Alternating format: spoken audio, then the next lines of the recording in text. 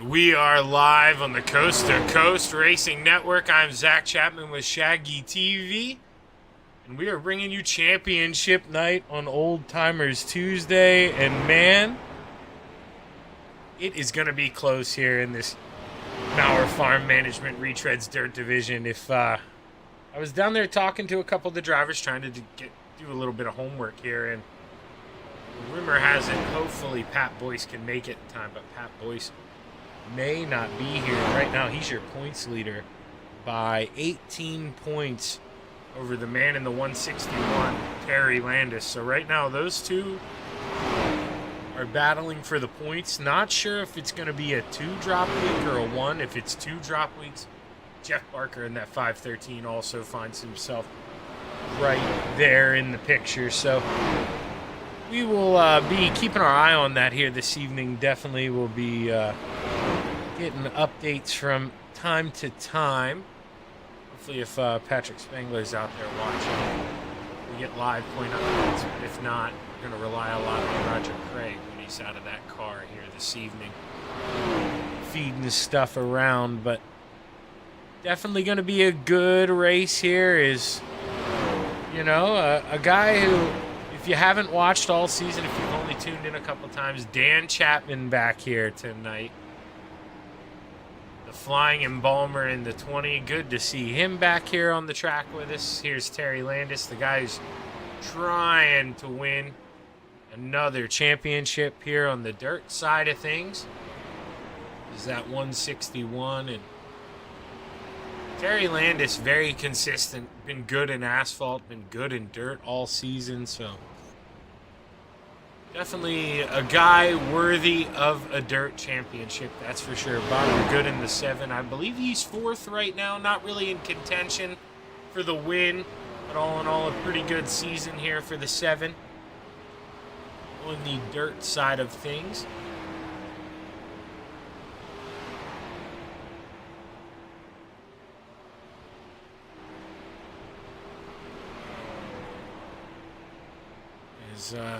Sorry, just taking a look at some of the audio. If you're out there watching, let me know if the cars maybe sound a little bit quiet here. That's something I can always go in and tune around. I believe the last track we did here was the big block modifieds, and normally they can get a little loud, so I may have tuned with the sound a little bit, turned it down. So like I say, if you're out there watching, think the sound isn't up to par, let me know. I can always crank that up a little bit. And also, nice to see you hit up the chat there, Gary. Can't wait to see you on the asphalt side of things. Is not to be a spoiler here, but with drop weeks, Gary Sigelkow may be in that Retreads Asphalt Championship as well, but we'll focus on that a little later. But good to see you tuning in there, Gary. Now Dean Reynolds in that 79, been watching here meet very fast. Last night here in the Renegades, got a little unlucky in your heat race. Had to start in the back of the feature and able to make up some spots there. I think he drove up to 10th, but kind of stalled out towards the end. He's always got a quick car when we come down to Florida.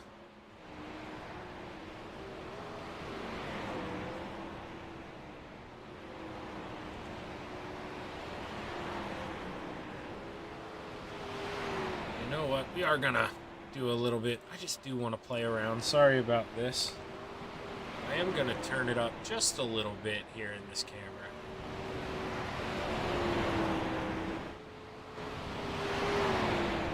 I'm going to float through and do this with all of them.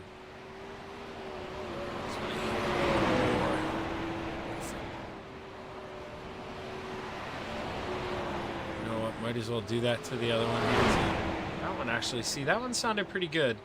May have been because I messed around and moved some cameras to the infield here. I want to try a little different view for tonight, and I think it's working out well so far, so that's another little different one. Let me know what you think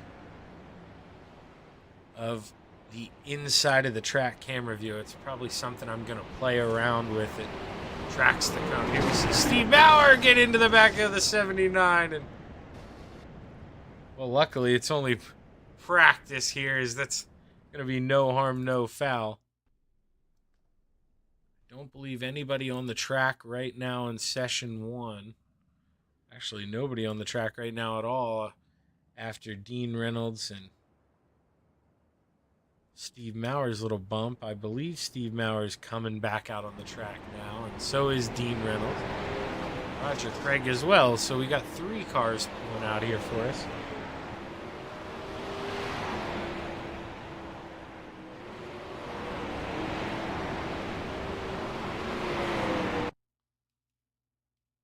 Right now, you see that flag turn to white up there. That means we're going into heat race number 1 here for the Maurer Farm Management Dirt Retreads Division Championship night. Terry Landis, he's going to try his best to win that title here, but man, he's going to have to do it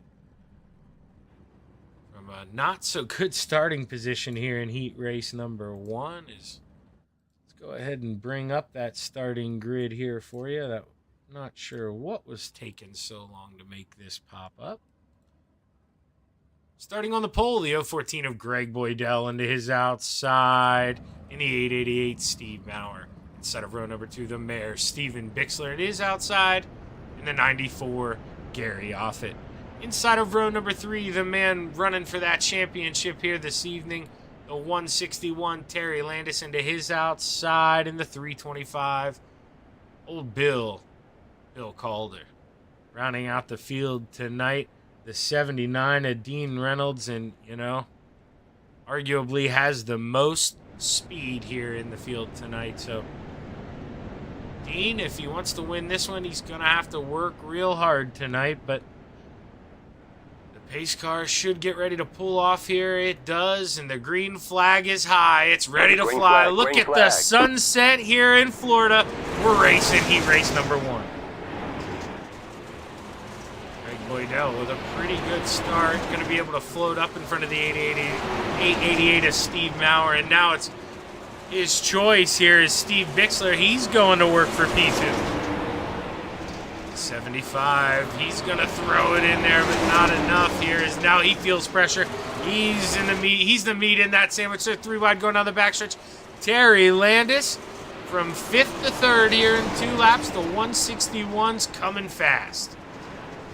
Dean Reynolds there in the middle. He's trying to counter under. Look at him looking under Steve Bixler, trying to get 2 people as he enters 3 on the bottom. What's it going to look like? Coming by the line, gets in front of him. Dean Reynolds up to P4 and the Desert Demon. Terry Landis up to P2. The 79 and the 161 on the move.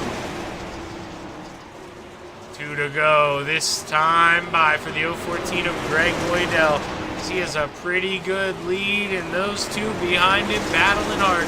Dean Reynolds looks under the 161. 79 throws it into 3 and 4. He's going to slide up in front of the Terry. Terry tries to counter under. Can't get a run one more time around for the 014 of Greg Boydell. Greg Boydell started out front, looking to finish there. Final time through 3 and 4. The checkered flag is in the air. It's flying. Wrong button. Greg Boydell, heat race number 1 winner, followed by Dean Reynolds, Terry Landis, Steve Bixler, Steve Maurer, and Gary Offit. Good finish there, and I promise we'll see an even better camera angle here for heat race number 2, as I'm not going to click rear chase instead of finish line. My apologies. As we get ready for the starting grid here in heat race number 2. Sponsored by Regency Home Inspections, and it's going to look a little something like this, starting on the front row and on the pole, the 513 of Jeffrey Barker into his outside in the 25, Gary Sigelkow. Inside of row number 2, we have the 20 of Dan Chapman into his outside, the 7 of Bob DeGood. Rounding out the field tonight in row number 3, we have the Bassman on the inside and the 747 Roger Craig into his outside in the 012 machine, Bob Curtis. As we get ready to go racing here at Volusia for the 2nd and final heat race here of the season. Jeff Barker would love to win heat race number 2 and be able to start on the outside of the front row for the feature, but the green flag is high. It's ready to fly. We're racing at Volusia. Jeff Barker gets a little loose in the middle of the corner, but Gary Sigelkow gets lost up there on the top shelf. Meanwhile, Dan Chapman in the 20. He's looking low on the 7 of Bob DeGood. Oh, gets a little hairy. He has to crack the throttle. He's going to go from 3rd to 6th. Tough break for Dan Chapman. Sigelkow doing a good job of protecting P2, but he's got 2 fast guys behind him right now. Bob DeGood in that 7 and the Bassman right behind him in the 747. Bob DeGood looks low into 1 and 2. Can he complete the pass? He's got it done going on the backstretch. Gary Sigelkow going to look low into 3. He's going to float up, almost makes contact with the 7, but they race on. Halfway home here, 3 to go. The 513 of Jeff Barker, he is checked out. His friend and fellow teammate Bob DeGood in the 7 up to P2. Roger Craig making a big move for P3. Slides up in front of Gary Sigelkow. Gary almost loses it up there on the top shelf. Gary's really been flirting with them Hershey Kisses, hopping up over that cushion. Bob Curtis trying to run him down, but white flag in the air. Final time around for the 513 of Jeff Barker. Jeff Barker been on rails out front. Started there. Looking to finish there. Same way as heat race number 1. The checkered flag is high. It's flying. The 513 wins heat race number 2, followed by Bob DeGood, Roger Craig, Gary Sigelkow, Bob Curtis, and Dan Chapman rounding out the field. With that, we're going to take a quick break here on the Coast to Coast Racing Network, and we will be right back with a little bit of warm-ups and your feature action here in the Maurer Farm Management Dirt Retreads division. Stick around.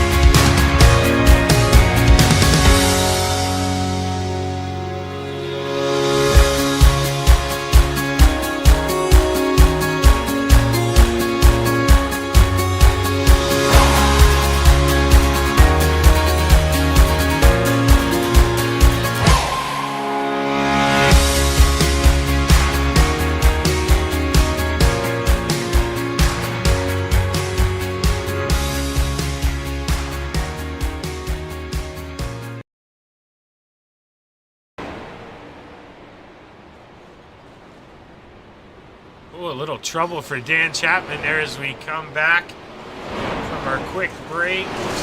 Right now, Dean Reynolds in the 79 at the top of the speed charts. Greg Boydell right behind him, your pole sitter, and Terry Landis going to round out the top three.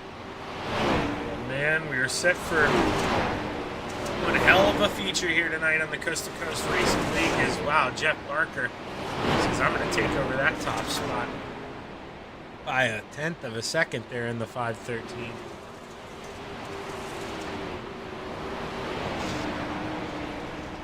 Jeff Barker, that new Velocity Race Designs paint, I can't get enough of that. Black and green machine looks really good. Ross Carina does an excellent job over there with Velocity Race Designs. If you're ever looking for a new wrap, man, that should be all you need to see right there. That's a really good one for the 515. Dean Reynolds takes back over that top spot as right now him and Terry Landis are battling, practicing here hard. Let's go on board.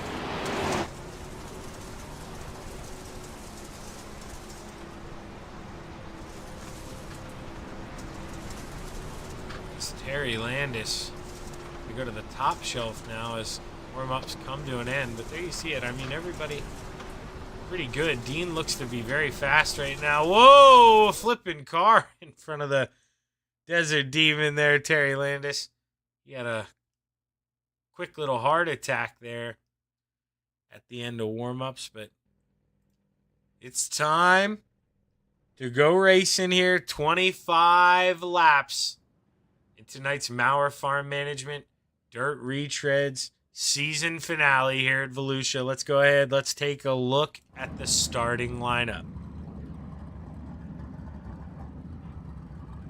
Starting on the pole, the 014 of GJ Boydell, and his outside, the Brewerton Beast, Jeff Barker. Inside of row number 2, we have Dean Reynolds in the 79, and to his outside in the 7, Bob the Good.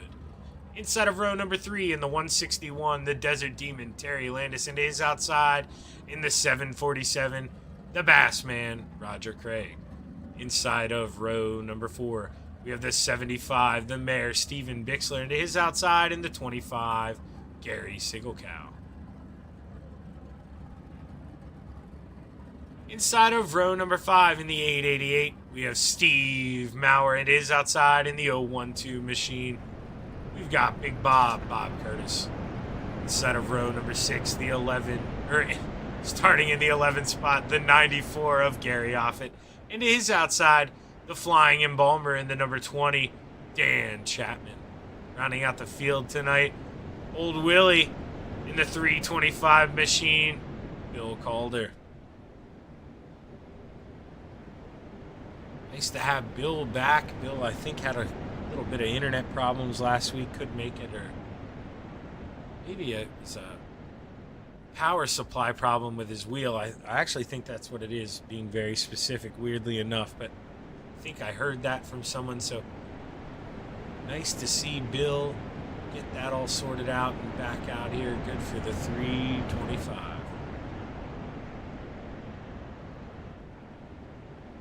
Right now, lights are off on the pace car. We're going to go around one more time, and then the green flag will fly at Volusia as we get ready to cap off an excellent season here in the Coast to Coast Racing League Retreads Division.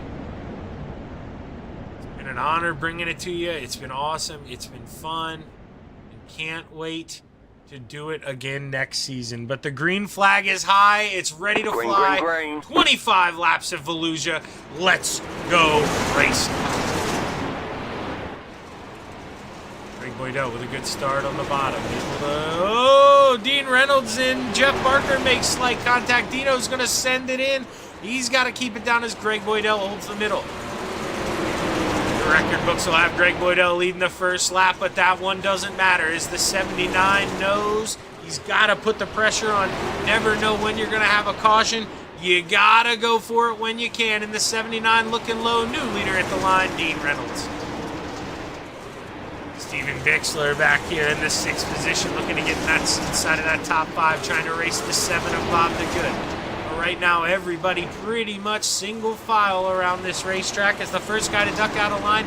Terry Landis in the 161, looking low on Greg Boydell, but you heard the spotter. I forgot to mute him. Caution is out at Volusia. Looks like Gary Offit in the 94.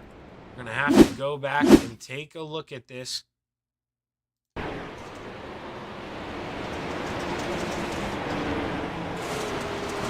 Off a little slight contact with Steve Maurer, hard into the inside wall, around. And the caution is going to come out.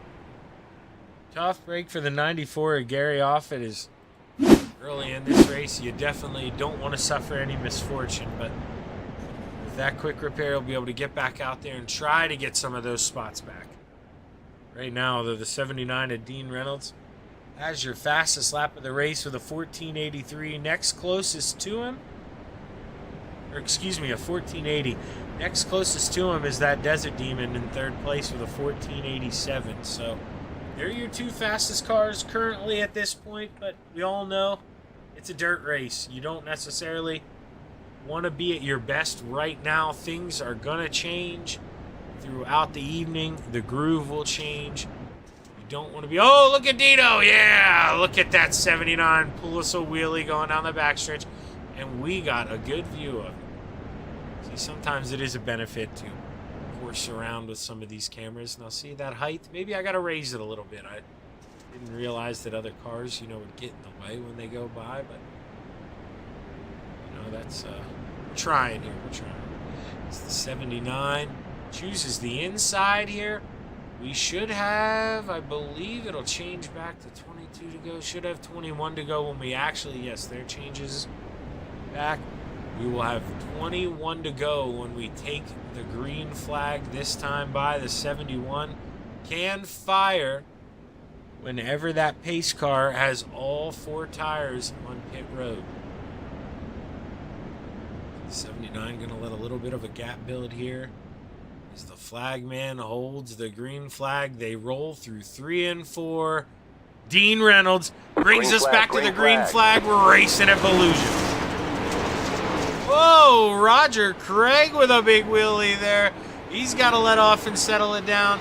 But back to the front. Look at those guys battling hard for those final podium spots. Terry Landis took over P2. Now the Brewerton Beast taking over P3.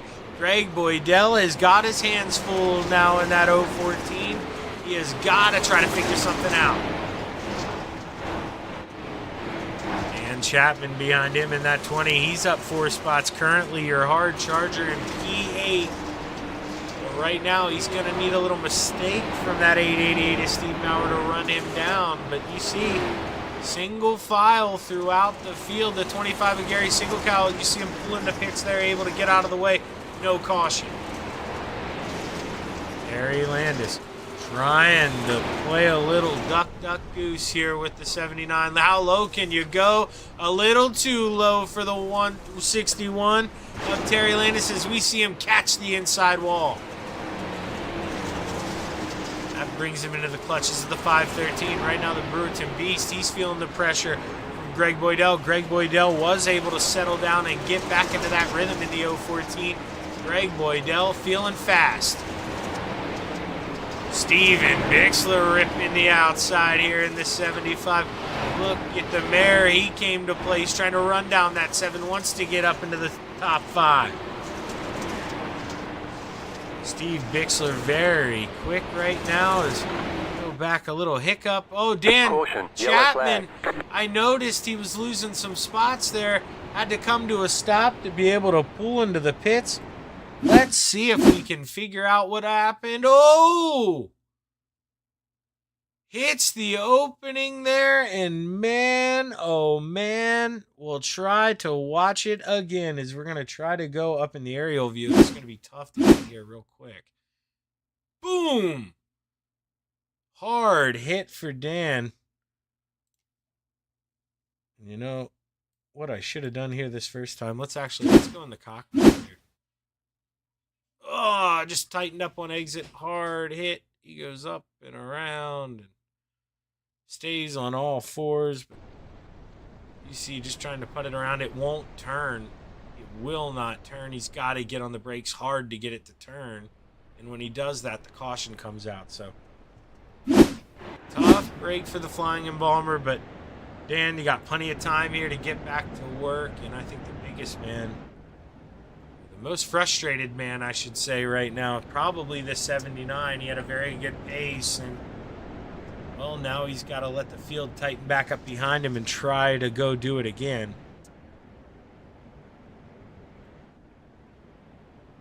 So I believe lights will go off this time by. Let's take a look here as drivers agree with me here. They're going to try to double up. Lights did go off, and Dean Reynolds going to choose the inside.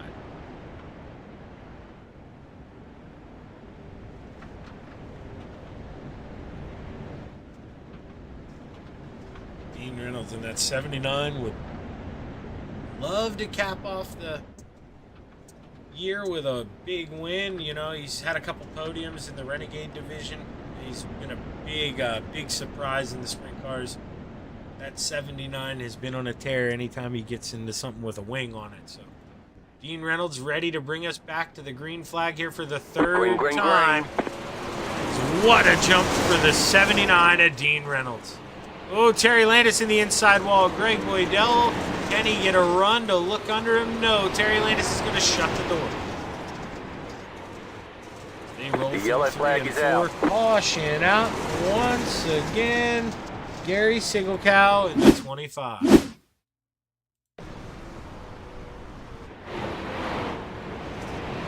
what happens at the 25 here. Bill Calder floats up. Oh, Dan floated up. Got into him hard. I have to go back and take a look at that one more time here. See if we can go get a view here from Dan. So he gets on the binders real hard there on entry. Not too sure what happened there. As Gary might not be a happy camper with this 20 right now.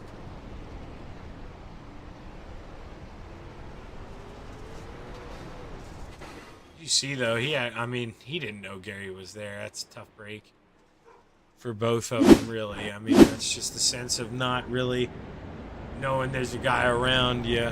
You know, it's not really any malicious intent out of that. Tough break for both of them.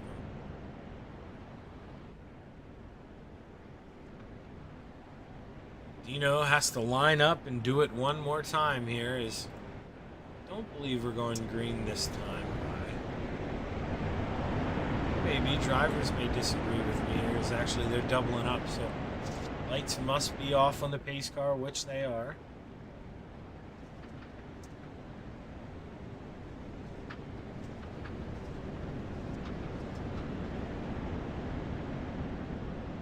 After the third caution of the evening, Dean Reynolds looks to bring us to the green flag for the fourth and hopefully final time, as we are a lap over halfway.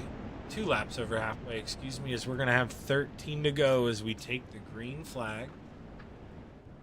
79 looking to bring it here out of 4. An excellent jump again for the 79. They drive it off into 1 and 2. Dino with a good exit off the corner, pulls away from those guys, no problem, but battle on for that final podium spot. The Brewerton Beast on the outside, trying to get ahead of steam. Not a lot of wear on the track right now, and Jeff Barker just can't seem to get that high groove going, but Steve Bixler back there, we've seen that, the mare, he's still trying to make that work, and he is on the tail tank of the 7. Steven Bixler trying to see what he can do, but now look below him. Gary Offit up 5 spots in that 94 machine. He has found speed towards the end as the mare fights back on the high side. Steve drives it in deep into 1 and 2. Maybe a little too high right now, but it's a good run off. But Gary Offit in the 94 able to secure the pass. Dean Reynolds, you see the lead, a little over 0.6 of a second here as Terry Landis kisses that inside wall once again. He is flirting with danger. There is not going to be much of that left front left. He keeps pounding that inside wall. He's got to turn away. The 014 of Greg Boydell, he can smell second place as he looks to the high side of the Desert Demon. Can he make the pass?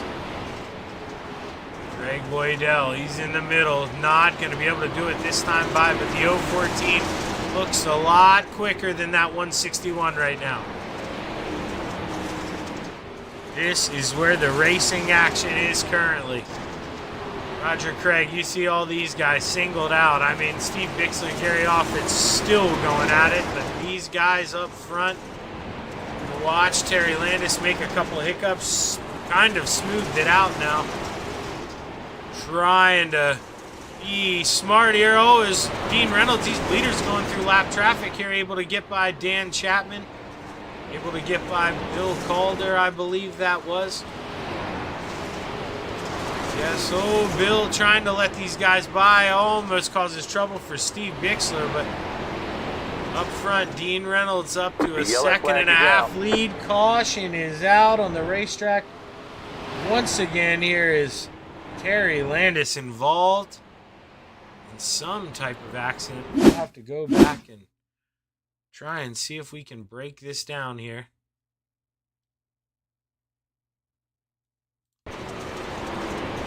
Yeah, there we go. Jeff Barker, hard wreck for Barker. Let's go back. Let's see if we can find.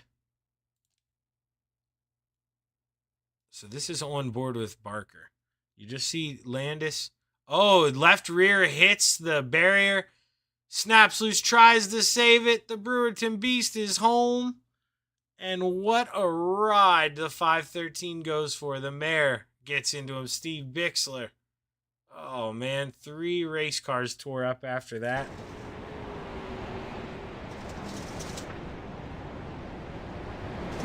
Tough break for everyone involved there.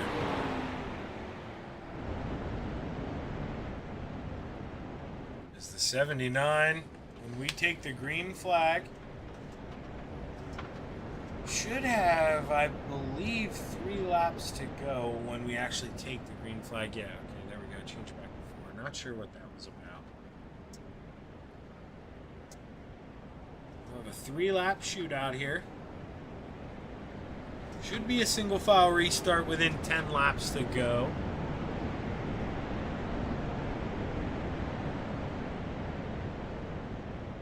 And after this, make sure stick around because we have, I believe, 30 laps.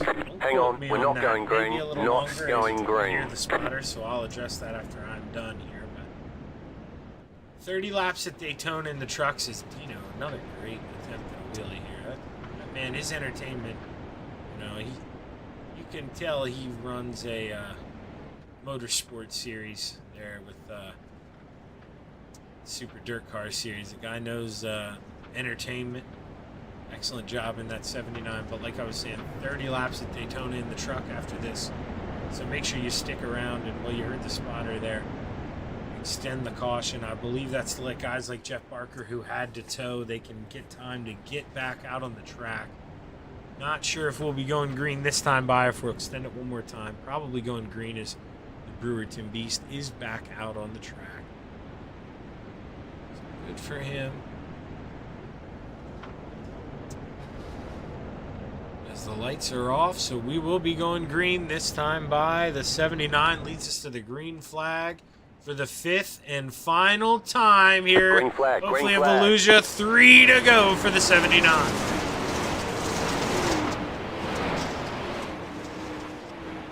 With the jump of the century here, and that allows Bob DeGood to go to work on second here because Greg Boydell caught sleeping a little bit. 2 to go this time by. And Greg Boydell, he says, Shaggy, you want to tell me I fell asleep? I'll run this guy down. He all of a sudden found some speed in that 014. He's trying to run down the 79, but he's just going to run out of time. One more lap around. 79 of Dean Reynolds, able to get by on lap number 2 and never look back. 24 laps led here at Volusia Speedway this evening. The 79 gets it done at Volusia in the season finale of the Coast to Coast Retreads division, followed by Greg Boydell, Bob DeGood, Gary Offit, and the Bassman Roger Craig rounding out the top 5.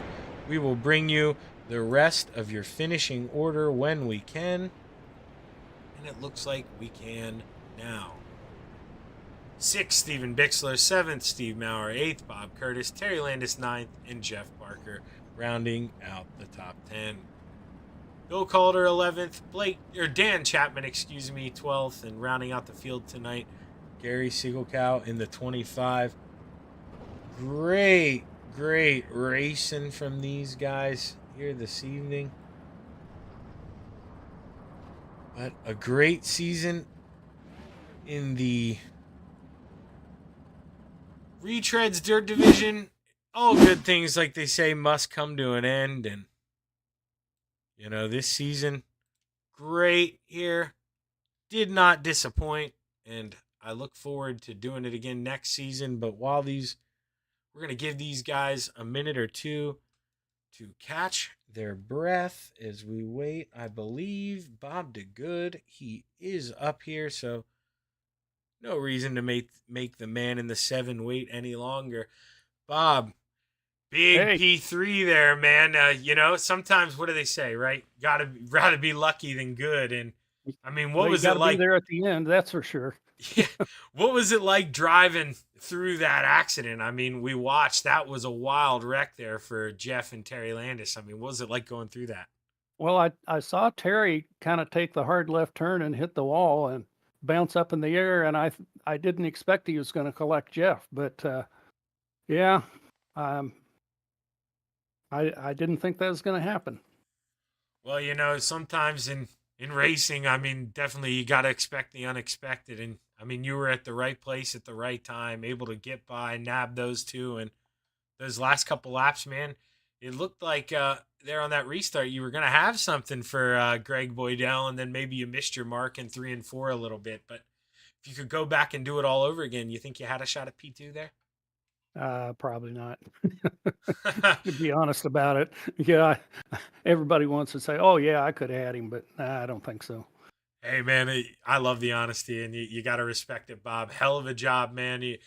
Big season for you. I think with this finish, you're probably going to come home in the top 3. Everybody wants that top trophy, but got to feel good about a podium with a bunch of good guys here.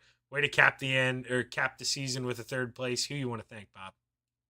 Well, I want to just hats off to Dean. He was blistering fast. Want to thank Maurer Farm Management for sponsoring the event. Want to thank the Mayor Bixler for being the admin. Flatline Racing Bodies, Roger Craig and Coast to Coast Racing League, and Shaggy for doing the broadcast. Well, hey, I appreciate it, Bob. And I talked to Roger earlier this week. It looks like I get to do it again next year, or next season. So I can't wait to do it again, Bob. Congrats, man. Well, good deal.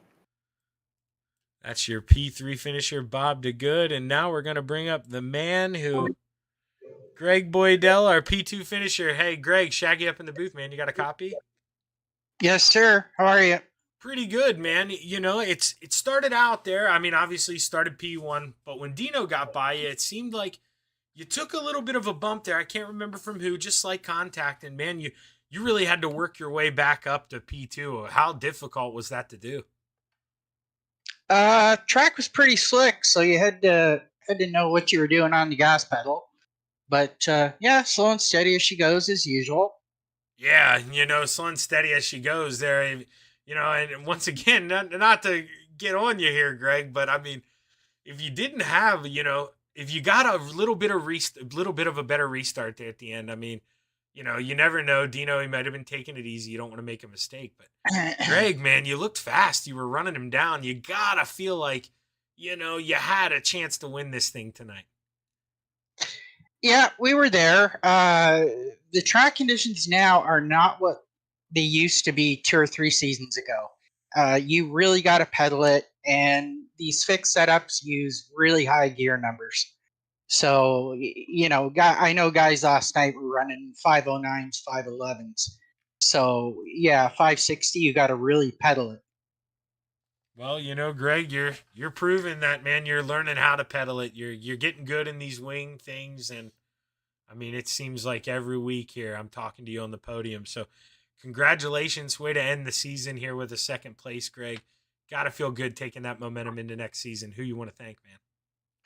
I want to thank you for doing the broadcast and Moyer Farm Management for looking after us, and Every Child Matters, Ohsweken Speedway, and We Rescue Cats, which I'm going to throw a plug in for them again. So Monday, September 2nd. We're still doing those 2 races, so hope some guys show up for that. Well, looking forward to it, Greg, and can't wait to do next season for you guys again, man. It's been a lot of fun. Yeah, they're a fun group, and we're getting more and more guys out. I guess everyone's turning a little older, so yeah, good numbers. Good to see. Way to end the year of the second, man. Looking forward to see what you can do here at Daytona in the trucks. I know you're going to have something for that. Yeah, well, when you interviewed me last week, same sentence. Roll the dice and hold on. Amen, brother. Good luck, Greg. Okay, thanks, Shaggy. That's your P2 finisher, Greg Boydell. And now we're going to bring up the man who I told you, you had to keep your eye on this thing. He's going to be modest. He's going to say, oh, blah, blah, blah, it's a fix. You put a wing on something, this 79's been fast. Hell of a win, Dino. Well, thank you. And I'll tell you, it was that was a tricky track. I was just done talking to Bob, and we'd never seen Volusia where you just had to hug the rail like that in a sprint car. I mean, you know me, I like to sail it right up against the top there. But when I was doing that practice, I'm like, I'm 2/10 slower up here in the fluff. And it was just weird. Well, and sorry to interrupt, Shaggy, but I went the middle, I think lap 4. I had like 0.8 of a second lead with on Terry and the relative. So I went in the middle in 3 and 4. And then all of a sudden I noticed he's like 0.3 behind. I said, well, that didn't work. Yeah, and Dean, to add on that, I mean, it made me think of something Blake Chapman said because, actually, Greg was talking about a little bit about the gearing, and Blake ran not as high a gear as this, but he geared his car last night, to run the bottom, and I guess it never really came in for him. But do you think the gearing in this fixed setup had a lot to do with you not being able to get power on the outside? You would think not, because even if you're hitting the chip, you would think you get less wheel spin up on the outside, but you still get wheel spin. So, I mean, this is so unlike me. I'm glad I did this race. I was like half throttle in the corners, maybe even less. And that I've never done. So maybe that's what you got to do because these things are geared so high. It's just, less throttle in the corner. Now, of course, you're flooring it going down the straightaway on the bottom because you got all that tack down there. And you could feel your front end coming up a little bit and getting light. But I mean, that was the least gas I've ever given a sprint car. The gearing's all wrong. I just think it messes everybody up, but you just got to adapt. As I was saying to Bob, he agrees too. He was hitting a chip going down the straightaways, but he goes the same for everybody, and they go absolutely right. That's what makes this game great. it's the same for everybody. It's our job to adapt, especially on a fixed setup. No, yeah, and that's the beauty of it. It's not even like you're going to a local kart track and they're all supposed to be the same. We're on the game, everybody's got the same thing and got to show up and drive it. And Dean, you showed once again, man, that you can do that. And I know you're a busy man, but you ever show up every Tuesday, you might be able to add another trophy to that trophy case. Every time you showed up, you've been pretty good, man. Way to cap off the season with a win. Who you want to thank? Well, thanks a lot. Yeah, and I wish I could run for points with Coast to Coast. Now, I do wind up most of the leagues hitting the number after you do the 2 drops, but when you drop 2 did not shows, it's so much of a disadvantage than other guys that are dropping races, so it's tough to win. But it's still fun. I like coming out. But I got to thank the guys from Full Throttle Motorsports, of course. I'm glad, like I said, some of them are running sprint cars. We got Clay running sprint cars. We got Anthony running some sprint cars. Even Sam's running a few sprint car races. So it's fun to have them in Discord when I'm doing sprint races. None of them, of course, are anywhere as close as old as I am, so they can't run this thing. I don't think anyone's within 20 years of me, but that's okay. So I got to thank you for doing the telecast. As I said before, if it wasn't for you doing this, these guys would not have a showcase for their families to watch them race. It's a special league for retreads. We're all 55 and older, and it's a league where we can race against our peers, and you get to put it on a telecast, get to watch them on dirt, and then you get to watch them on asphalt later. And I forgot to thank Steve Maurer for his sponsorship, because if it wasn't for Steve, you wouldn't be here. And so we got to thank Steve and Maurer Farm Management for his sponsorship tonight, but not only just tonight, for Coast to Coast in general. He's been a big backer for Coast to Coast for a long time, so we got to thank them. So no, it's another win, and I'm glad I came out and had some fun with the guys, and we'll see everybody again tomorrow night for Hometown Heroes. Well, way to cap off the season here with a win, Dino. Looking forward to you running tomorrow night, man. Going to see if you can't back it up with another one here. Good luck. All right, Zach. Thanks so much. And that's your feature winner here, Dean Reynolds. And now we're going to do something here. I'm going to pull up. He doesn't know he's coming, so excuse me, Roger, for bringing you up here. But do we have any idea who possibly won the points there? It's going to be close. Yeah, it's going to be close because I'm thinking maybe Terry, because he was only 18 points, and unfortunately Pat couldn't make it tonight. So I think it might have been Terry, but they're not calculated. All right. Well, we'll see if we can get some further word here later. But for now, we're going to assume Terry's the champion. That's going to be the safe bet. But all right, I'll send you back home, Roger. Yeah, and it's also a safe bet that Terry's the champion in the next division too. Yeah. I saw that one. Yeah, for sure. I think this is the season of the Yahoo. Yeah, not the chocolate water. Yeah, that's right. Well, I'll send you back home. Good luck in the next one here, Roger. Thanks a lot, Shaggy. All right, and with that, we're going to take a quick break here on the Coast to Coast Racing Network. We assume Terry Landis is the champion, but don't want to disrespect Pat Boyce like that. Tough break that Pat couldn't make it tonight. All in all, great season. Looking forward to more dirt racing here with the retreads. In 2 weeks, we should be back with our normal racing program. Not sure what night of the week or what time we're going to do yet, but we will be back. But like I say, stick around here. 30 laps at Daytona. We're going to take a quick break, and we'll be right back on the Coast to Coast Racing Network. Stick around.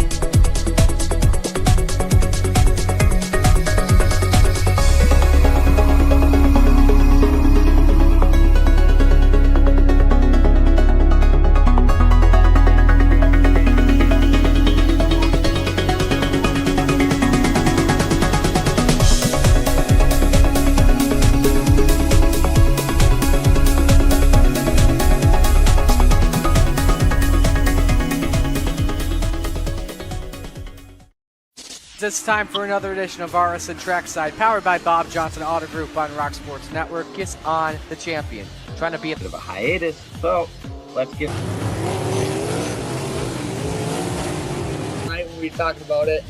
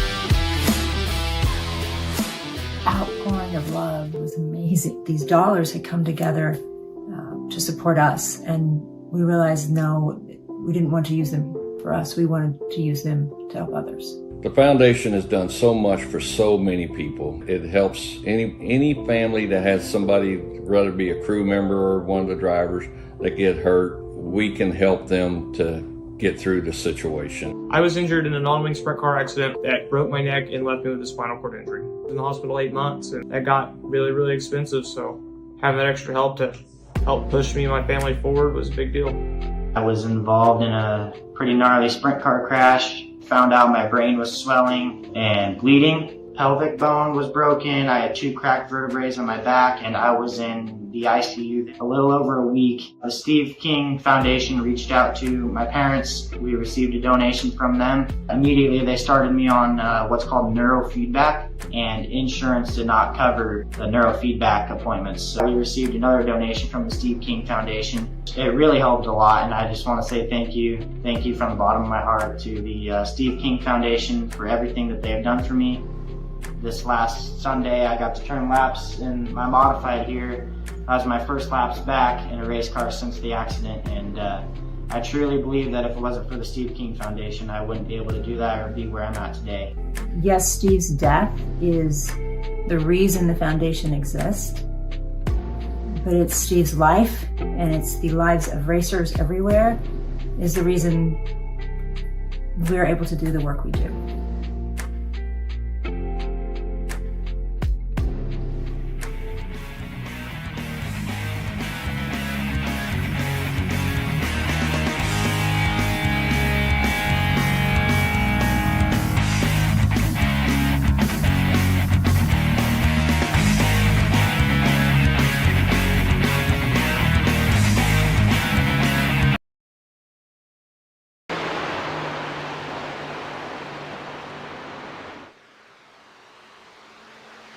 Oh man, you gotta love. I just realized this is great. It'll add to the embarrassment here. Everyone sees that driving line on. Thank God Steven Spees doesn't watch these broadcasts, or he'd give me a great time about that. Forgot to click that off. My apologies. Sat here and stared at it. But the Ricky driver in me, I promise, it does not get used at asphalt races. It gets used on GT3 tracks that I know nothing about and need them to memorize spots for braking.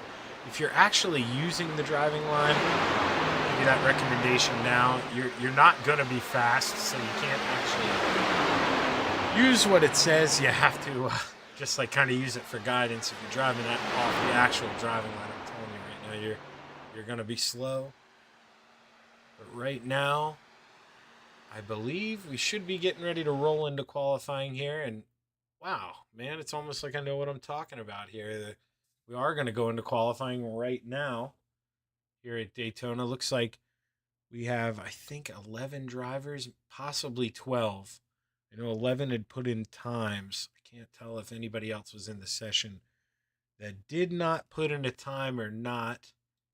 Right now you get the beautiful blimp view here. And right now, first car on the track. Let's go take a look. It looks like it's this man in the 00, Harold Klump. As you know, keep an eye on the bottom of that screen. Green is your personal best. Purple is fastest out of everyone. Yellow, you do not want yellow / orange, whatever you want to call it. That means you're slower than your own personal best. Take a look at this 00 machine. Man, these cars sound a little quiet. I think we might need to play with that sound here once again.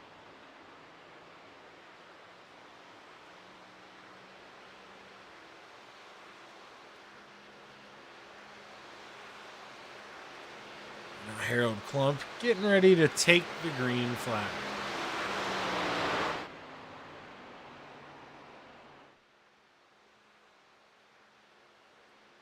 If you're out there watching, let us know who you're rooting for. Let us know if it is a little too quiet here, if I need to jack this up a little bit.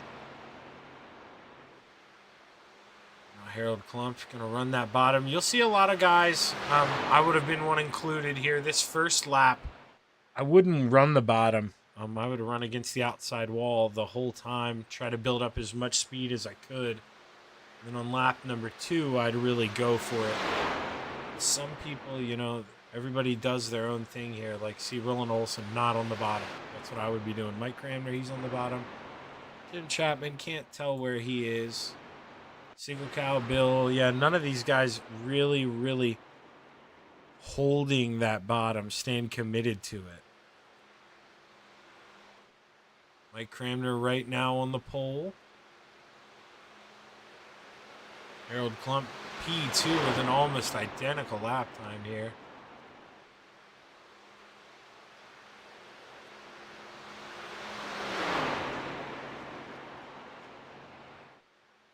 See though, right now, seeing that John Rayner's going to cross the line. Where's John Rayner? John Rayner comes home 7th right now. See, trying to take a peek. Roger Craig is going to be the first person to complete his second lap, but let's go back. Mike Cramner not far behind him. You see purple sector 1. So Mike Cramner looking to improve here on lap number 2. Mike Cramner slower in sector 2. He's not going to improve overall. And going to have to stay with that first. Or no, he does improve. Excuse me. Yeah, 1/100th of a second. 51.39. I read that wrong. Does improve. Let's see. Tim Chapman's about to cross the line. Does he improve? Slower in sector 2. Going to move him up 1 spot to P6. Steve Maurer, the only one yet to complete qualifying here as he comes out of turn 4 for the final time. And Steve Maurer, he's going to improve, but how much? Improves time and improves 2 spots, moves up to P9.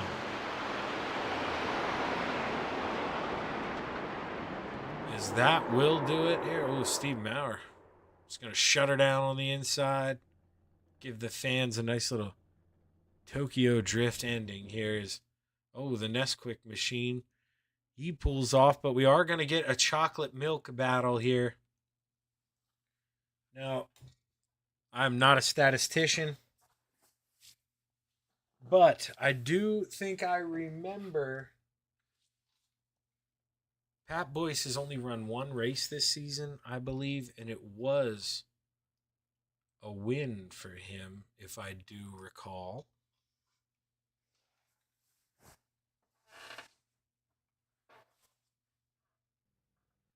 Right now, I'm going to get ready to grid here for our 30-lap feature event here, Daytona. To end the Asphalt Retreads division here, sponsored by Maurer Farm Management. It's been a great year. You heard Roger Craig talk about it Terry Landis is going to most likely win these points. I mean, something big would have to happen. So that's most likely settled. These guys are just duking it out for a win. Let's go ahead. We'll read you off this starting grid. Starting on the pole is the 70 of Mike Cramner. Into his outside in the 014, Greg Boydell. Roland Olson rolls off on the inside of row number 2. And to his outside, Harold Klump. The mayor, Stephen Bixler, starts fifth, on the inside of row number 3. And to his outside in the 025, Gary Sigelkow.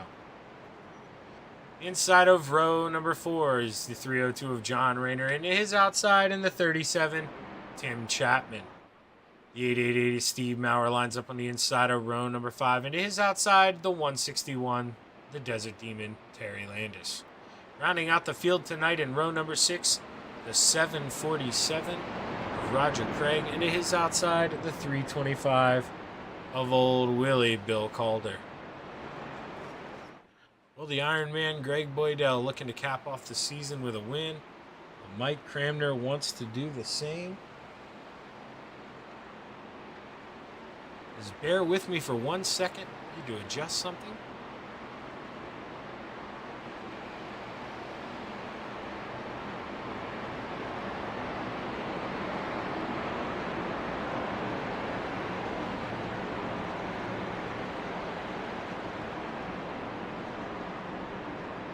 My apologies about that. Needed to move some stuff around. Wanted to do it here before the green flag so we'd be all good for the next 30 laps. And we should be here on the Coast to Coast Racing Network. If you like what you see, subscribe to the channel, hit that like button. Give us a thumbs up here, because the channel can really use the bump. The green flag is high. It's ready to fly as the 70 brings us to the green flag at Daytona. So let's watch him bring it into turn 1 as Mike Cramner. Look at him. They're already looking 3 wide.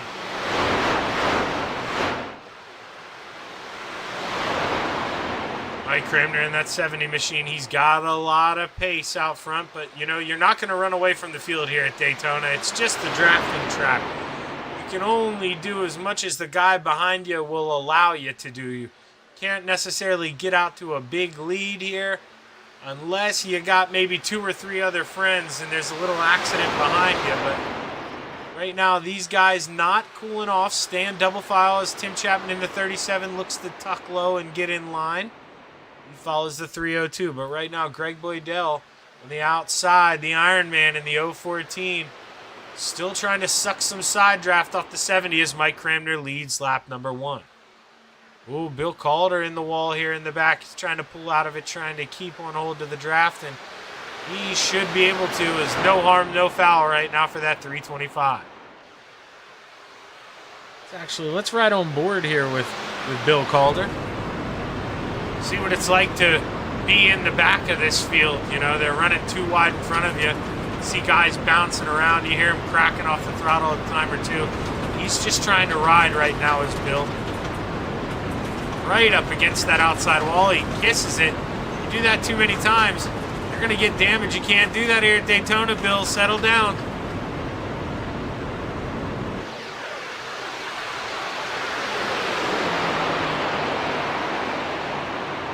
As the cars roar by, you hear the motors, man. That thing sounds like thunder cracking. These guys really getting it going 190 into the corners, 195 possibly with a little bit of draft. These guys are on the wheel.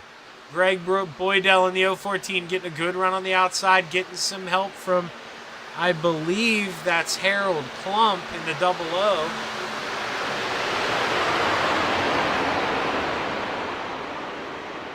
Harold Klump definitely is that guy on the outside, but not able to get close enough to the 014 of Greg Boydell. And, I mean, if you're going to be that second guy in line, you got to get close. Mike Cramner goes up, thinks about throwing a block. Now Roland Olson has to crack the throttle, and here's where the high side could get a chance to take over.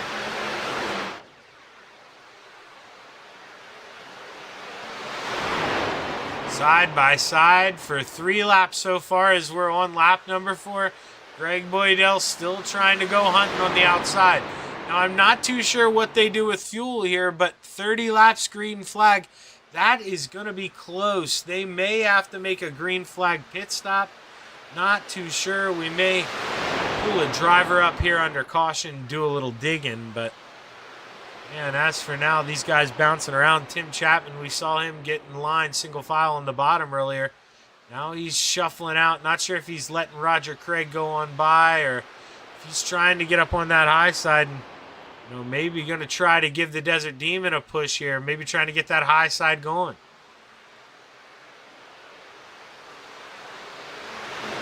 Greg Boydell left Harold Klump up on the high side as Harold Musto gave him a good enough push to get him out front. He said, thanks for the help, Harold, but I'm going to go back down low. And now Harold, he needs some help from the 25 of Gary Sigelkow. That B, that yellow jacket on the outside, he is all over that 00, doing a good job of being that second car in line.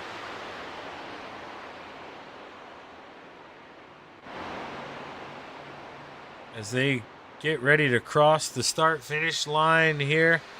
Look at them go. These guys are running hard here at Daytona. Oh, Tim Chapman into the outside wall. As we're going to watch them roll through one.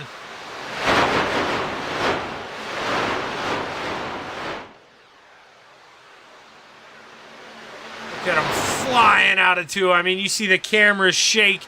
They're going 180 plus.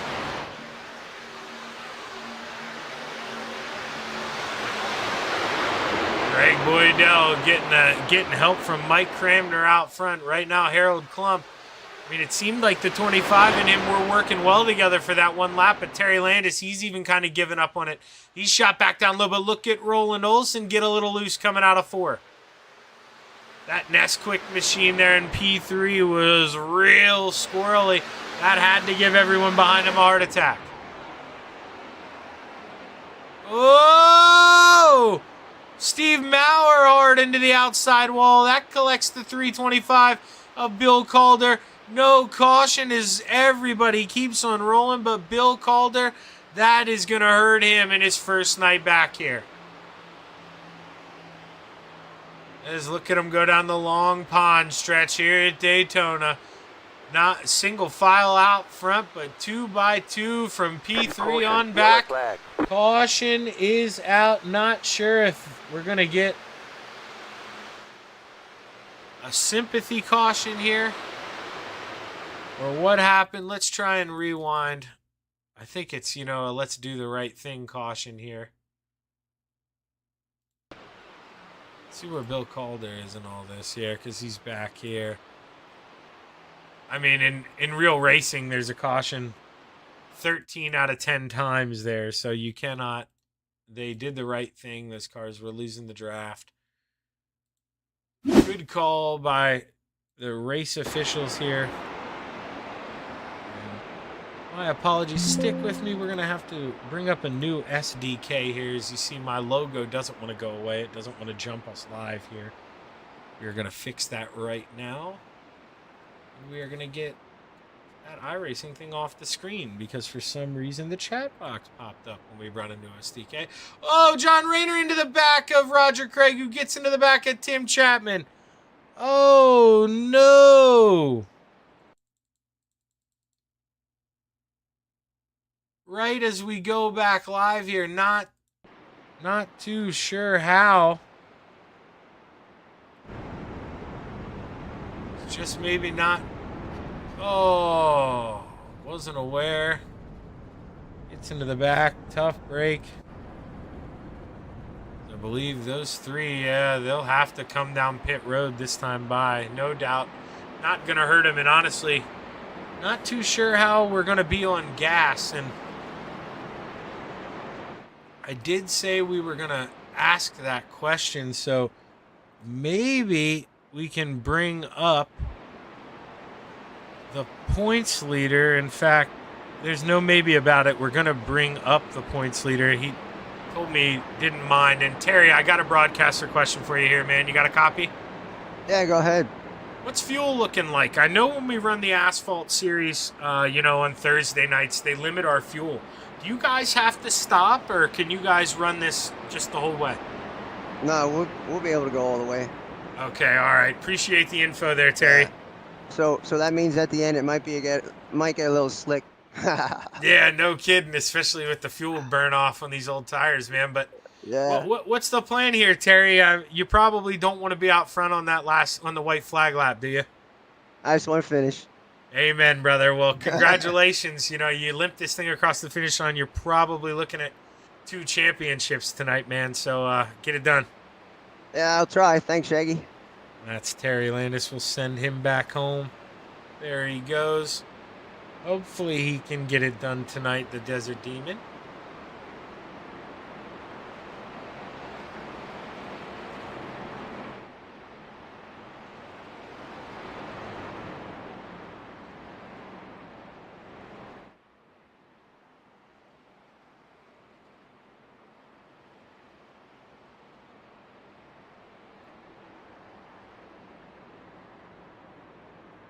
Right now should be getting the 1 to go this time, or the 1 to green this time by, excuse me.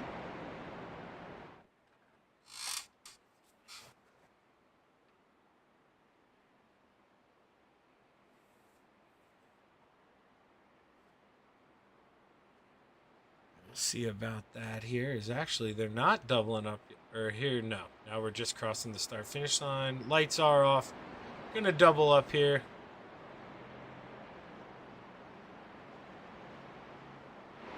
We should be going green this time by. We'll be a third of the way through. We'll have 20 laps to go here at Daytona.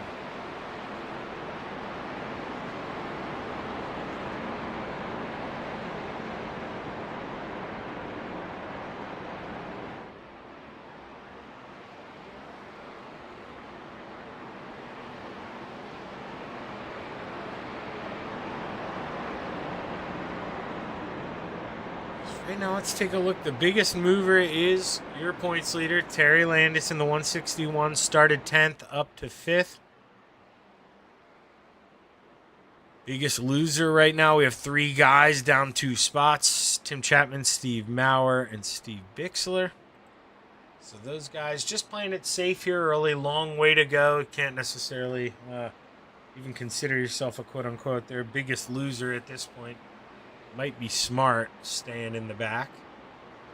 There's a long way to go here. Even if this thing goes green flag, we got 15 minutes of racing here. Minimum with 20 to go, so drivers got a lot of time to make their move. You just got to make sure you're, top 4, top 5 here on the white flag lap, and you got a chance to win.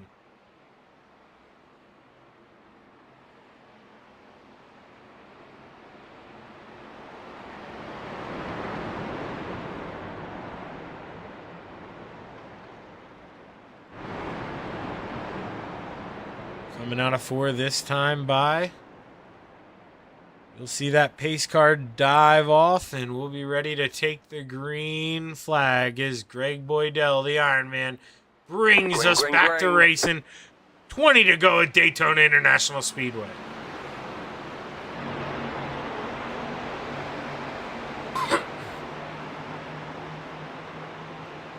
My apologies, clicked the mute button there. I tried to cough, as you heard. I tried to mute that, had a little tickle in the throat, but right now, battle on here for the final podium spot. Roland Olson looks low on the double O of Harold Klump, and Terry Landis is going to follow him.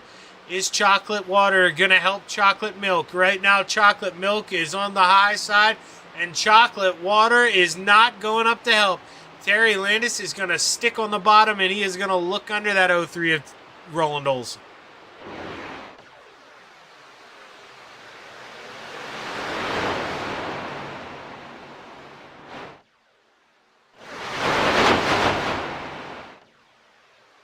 He's coming to the line here, 19 to go. Greg Boydell still out front, but man, things are starting to heat up behind him.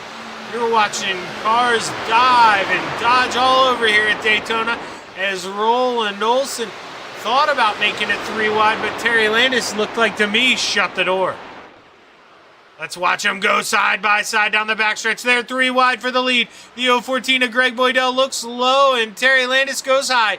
He's the only one with help at the moment. Oh, contact! The yellow flag is out. Roland Olson looks like he gave Mike Cramner a shot going down the straightaway, and that wrecked everyone but Roger Craig. Literally, I believe everyone but Roger Craig involved in that is, let's go back, take a look here.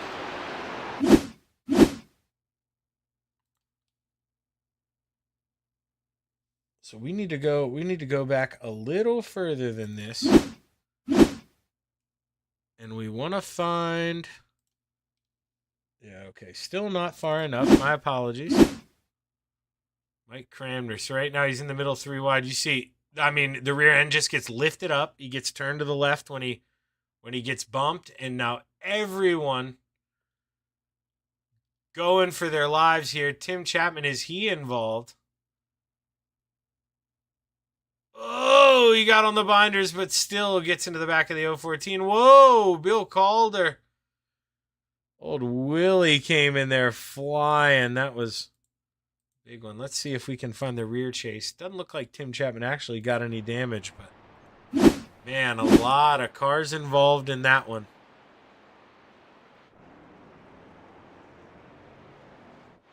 So yeah, it looks like Tim Chapman did not pit. Pretty much, I guess it looks like the top 6 stayed out, so they feel pretty confident that they didn't get too much damage.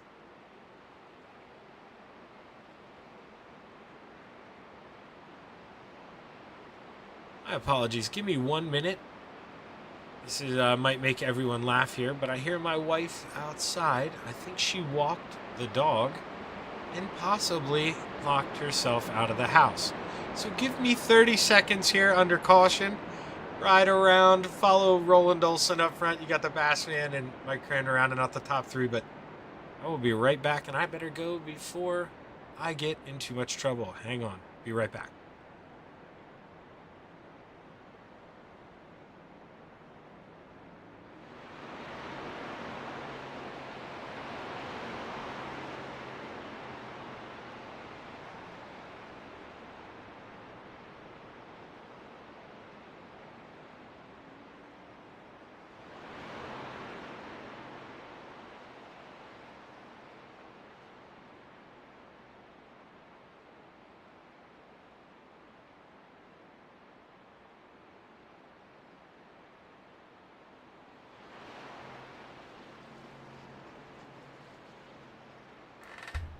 As my apologies, that is exactly what happened, and I happen to have the same habit as my wife. I tend to turn the little knob on the door and lock the back door behind me, and seems like my wife is starting to take after me a little bit here, but right now Steve Bixler, the only guy still on pit road, he is actually pulling off right now. So everyone's on the lead lap here. Right now, we're 17 to go. Going to get 16 to go this time by, and we should get the 1 to green this time by, excuse me. And that means we'll be getting the green flag here with 15 laps to go. So at the halfway point, we'll be coming back for a little green flag racing action. It says first caution. Because I had to reset SDK, we know this will be the second caution here of the evening. Steve Bixler, the little engine that could here. He's motoring around trying to catch up to everyone else here. He should have no problem doing that. Lights are off in the Steve King Foundation pace car, and Roland Olson looks to bring us back to the green flag here. Roger Craig in the outside right now. The Bassman is driving around in our Steve King Foundation pace truck. Try to get us a little better view of that thing. I know I have a good camera here somewhere. Where are you? There she is. It's our lovely pace truck that we run for the Knoxville Nationals every year. It's got all sorts of sponsors. You look right there behind that left front tire, that Mystery Machine looking logo might look familiar. It may say Shaggy TV on it. Who knows? Just a good guess. Got a lot of our sponsors on there. You see the car, or the sponsor that sponsors our Tuesday night retreads division here. Old Timers Tuesday, Maurer Farm Management on there. Going down the backstretch for the final time here before we go back to green flag racing. A lot of cars in a single file line here on the bottom. Those guys all probably got pit road penalties of some sort that were cleared, so they're not allowed to double up. They got to start on the inside single file.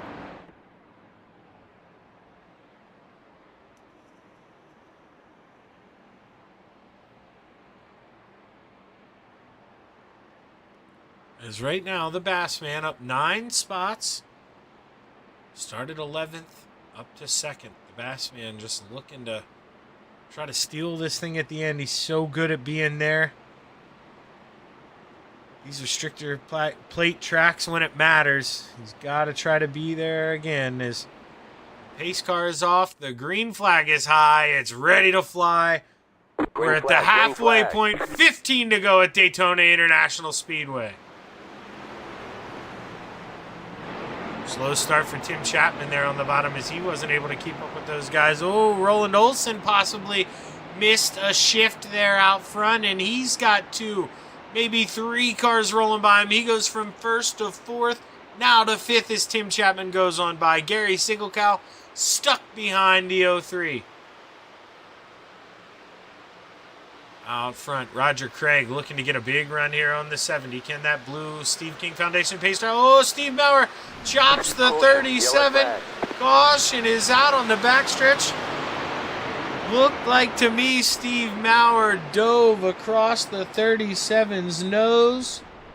Let's see here as the yellow flag flies. We're going to need to go back a little further than that here.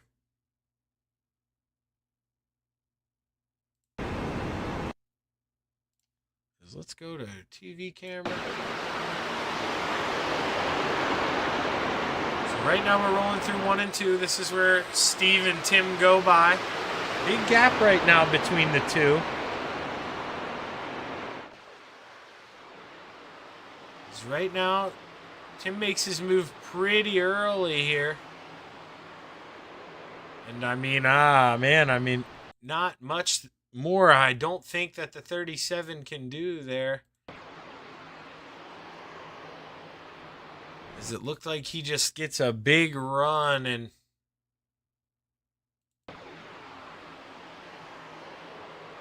yeah, it's a tough break for both. I mean, Steve kind of holds his line, but he definitely left a little gap and little contact goes around the 888 hard in the wall.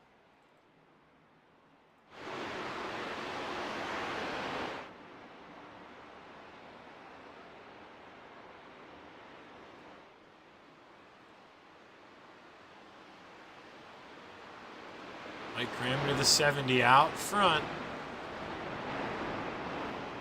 Drive around here for a minute or 2 under caution. It looks like, not sure if Tim Chapman diving in the pits here. Looks like he is. Everybody else going to stay on out there.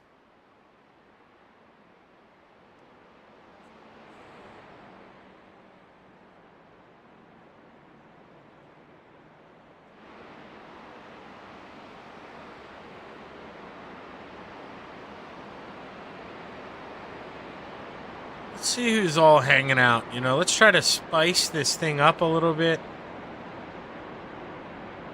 And the best way I know how to spice up this broadcast is to bring chocolate milk up here. Roland Olson, Shaggy up here in the booth, man. You got a copy? Yo, what's going on, sports fans? Yo, man. Hey, we haven't seen you a lot this year. Correct me if I'm wrong. We saw you once and you won that thing. So, man, it'd be nice on your return here. You think you can get it back into victory lane? I probably should have, retired after that win, but just couldn't help myself. The Nesquik Corporation decided I need to get back out here again, get us another W. Yeah, you know, and I mean, just to, you know, you and Terry, you have so much fun with each other, but early in this race, you know, you made that move to the high side and you had Chocolate Water behind you. Were you a little disappointed that he didn't go out to the outside with you and make the move with you? I'm not gonna lie, there were words exchanged on voice comms for sure. Well, you know, long way to go here, and you know, we both wanted to go green flag, but man, I wouldn't hold my breath here as people are going to start running hard. Good luck here, Roland, man. Hopefully you can get that chocolate milk machine back in victory lane. What do you say? All right, Zach, thanks, and happy summer to everybody. Catch you soon. Yep, good luck here, Roland. Right now he's in P5. This is the chocolate milk machine, and you know, I'd said it there on the broadcast. I mean, Terry hung him out to dry, and those guys are friends, believe it or not. I mean, you know, one's real milk. We'll let you decide which one that is, and then the chocolate water there in the 161. I mean, powdered chocolate. Who even knows what that crap is? He just left the real chocolate milk hanging on the high side, and well, you know, Roland, I reminded him of it. You know, maybe he'll stick it back to him later, but right now, Tim Chapman, the last car on the lead lap. Steve Maurer, looks like he called it quits here. He currently still out of the race, or unless he's still waiting for the tow truck to drop him off. He's going to be 3 laps down.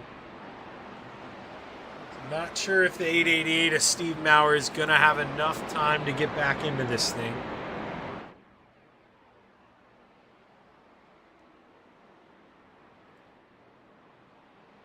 Here's the guys go down the backstretch for the final time here under caution.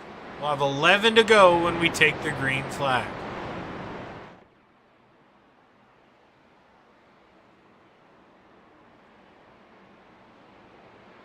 I mean, the Bass man, I talked about him earlier. You see him there in the blue, the egg blue Steve King Foundation pace truck. I mean, he's just finds himself in the right time all the time here at these restrictor plates. Needs to make sure he's there with 1 or 2 laps to go. Is right now going to have 11, so he's got 10 laps to hang on. And then, you know, if you can be in P2 in the last lap, you're probably right where you want to be. He's just got to play defense right now.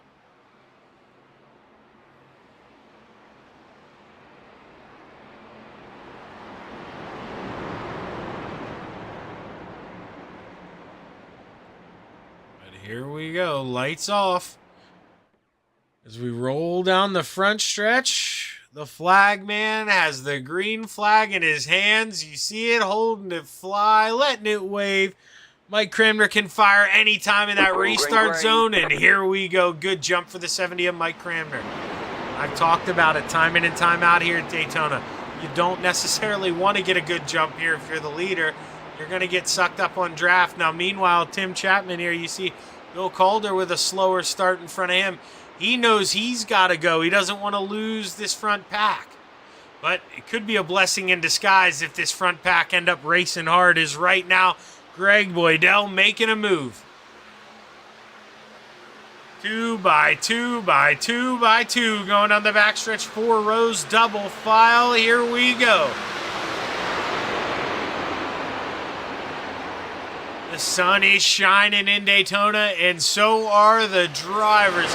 Look at them running this close, bumper to bumper, bouncing around. Here we go, 10 to go. The Iron Man in the 014 leads the way. Oh, Tim Chapman and John Rayner touch a little bit. Tim's got to back out of it. Let's watch him come out of turn 2. Flying down this backstretch, and we'll watch him drive off hard into turn 3.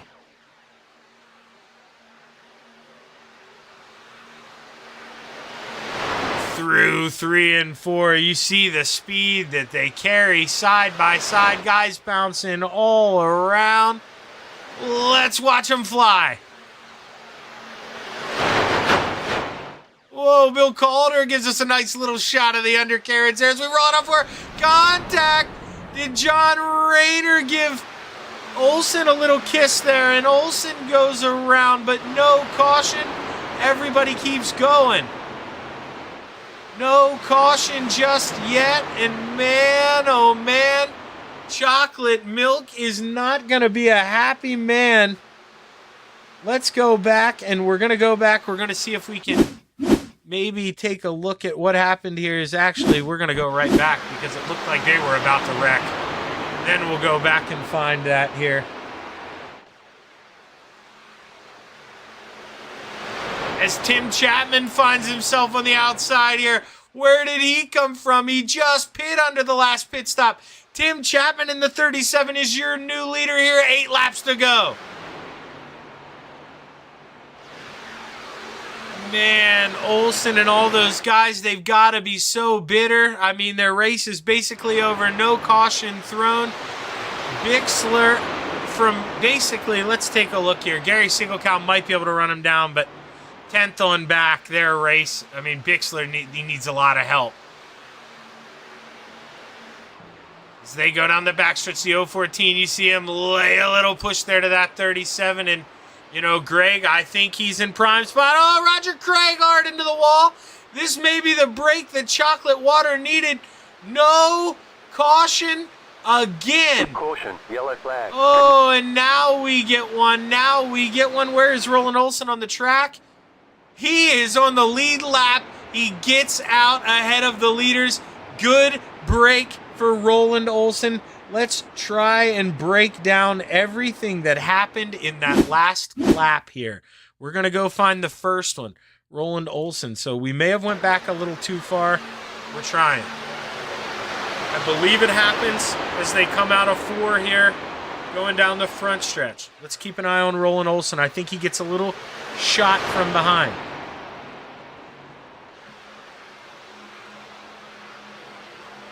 So let's take a look here. That was the worst view I could have got. That was literally the worst view I could have got there. Okay, so we're going to rewind. Thank you, Giant Building on the front stretch. This one's for you. And then there, I right-clicked. My apologies. Clicked out of it. So Roland, it looks like actually just gets loose. Comes down and clocks Harold Klump. Everybody saves it pretty much. And then we go, let's find what happened here with Roger Craig.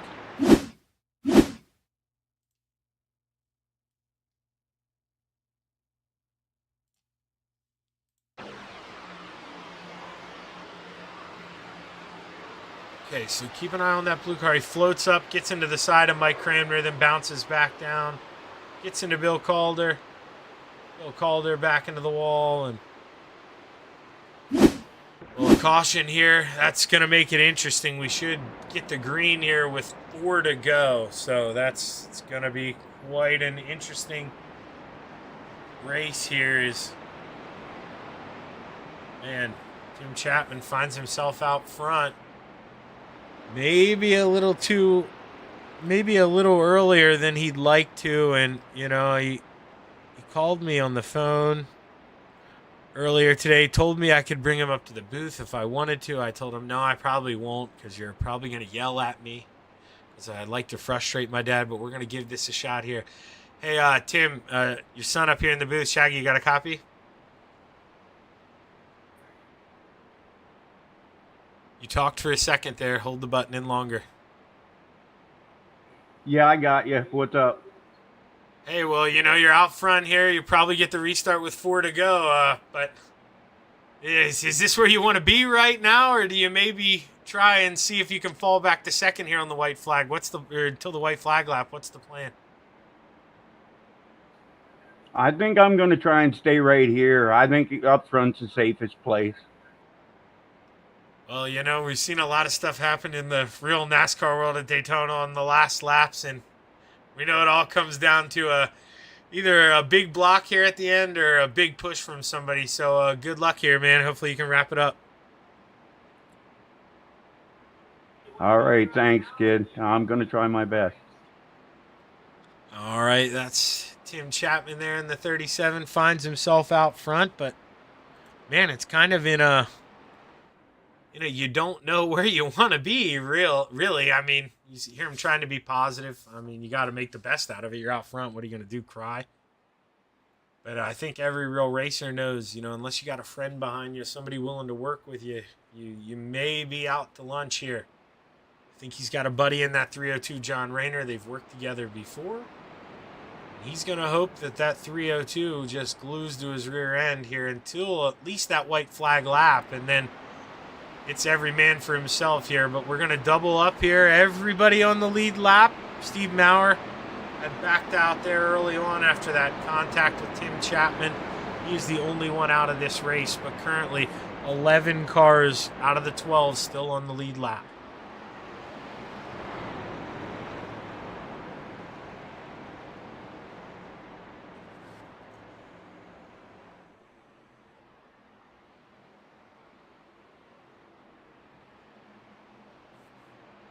That 014, you've heard me. I mean, he goes by the nickname the Iron Man. He's run the most laps, I believe, in the Coast to Coast Racing League. He knows how to put a car in victory lane, and right now finds himself on the outside of this front row here for your restart. Gotta keep an eye on Greg Boydell.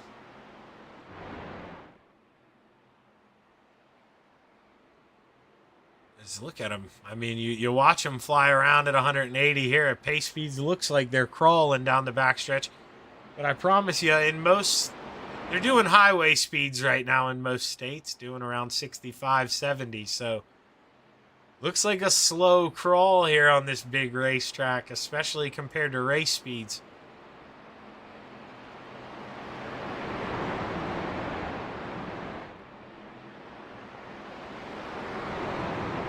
Now, if you're still out there watching, if we still got your attention, let us know in that chat box who you got, who you're rooting for. As we're going to have 4 to go.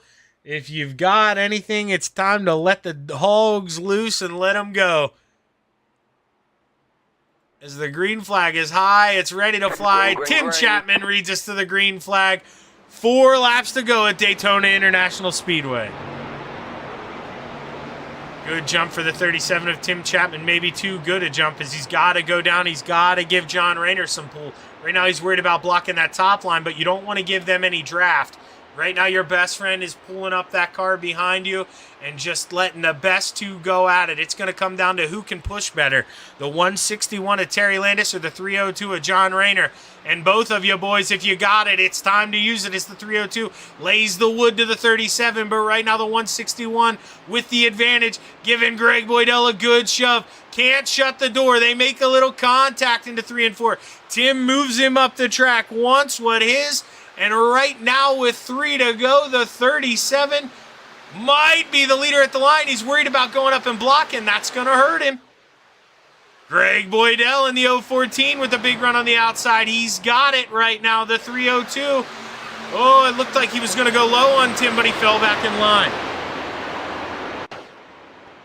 Oh, the 37 crowding up the 161, looking to get some side draft, trying to get some big suck off the back of the 014. We're running out of time here. He gets a little loose, comes back up the track, and big wreck. Here's the 37. Goes around hard into the inside wall. It's going to be important. He wants to make that thing not be towable as he wants to be able to drive that thing back home.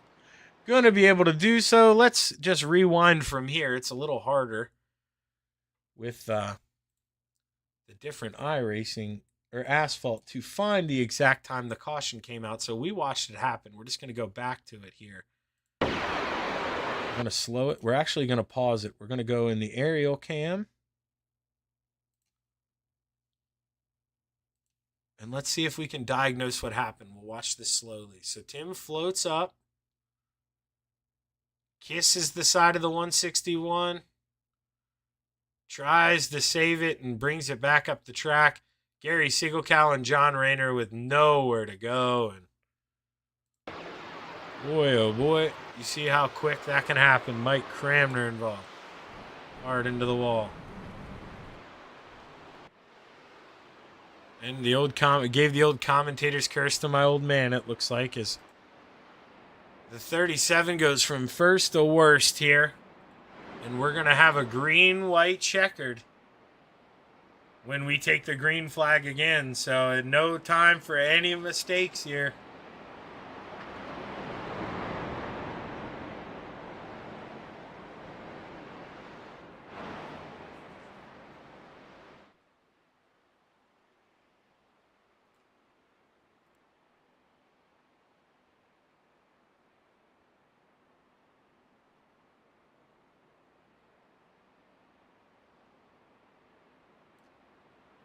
Don't believe we'll be getting the 1 to green this time, but I should still roll around. Oh yeah, lights are still on, so not getting 1 to green just yet. Stick around. We're going to have a green-white checkered here when we get you back to the green flag.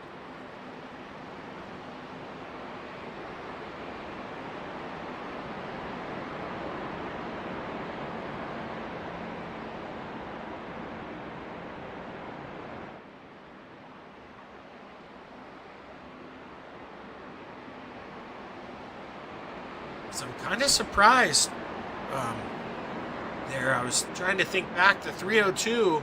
He definitely got collected a little bit by Tim Chapman, but maybe feels like he doesn't have enough damage to warrant coming in. You can see that left front definitely, I mean, it's damaged. I mean, Tim came in and used a quick repair. Look, that's what it's supposed to look like. This is what John Rayners looks like. That will 100% hurt him if he pulls out a line to try to make a pass. He is going to be a fine pusher. That car is going to be A1 tip-top in line. You pull that thing out of line, and it's going to be like somebody stuck a parachute off the side of it. I mean, it really is going to hurt.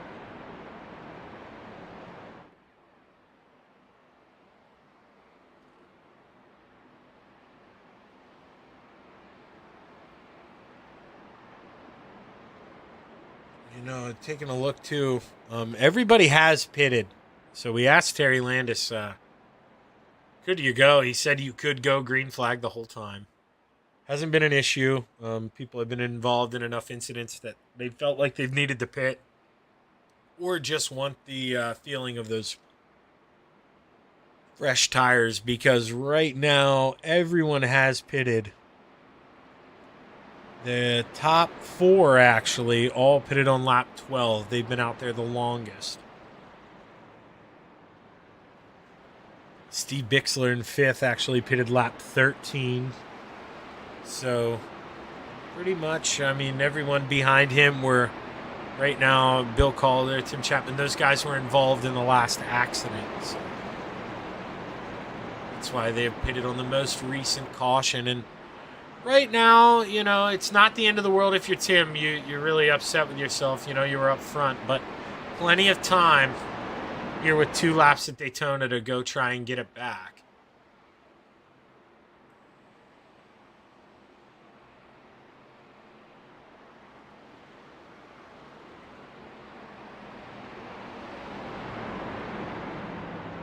So go down the backstretch here for the final time.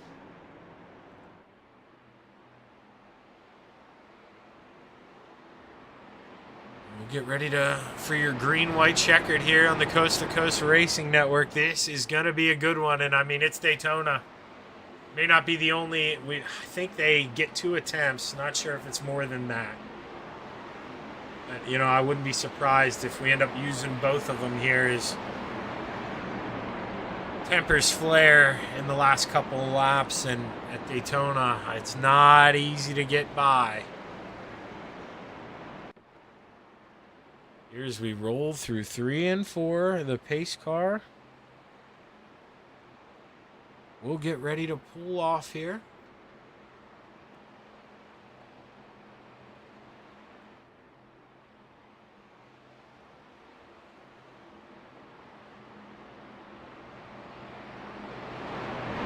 The field comes by and the green flag is set to wave here once again. At Daytona International Speedway. Good jump for the 014. Oh, Tim Chapman and Mike Cramner involved right there on the restart. Cramner into the grass on the inside, and well, man, that could be all she wrote here for the 37 and the 70 of Mike Cramner.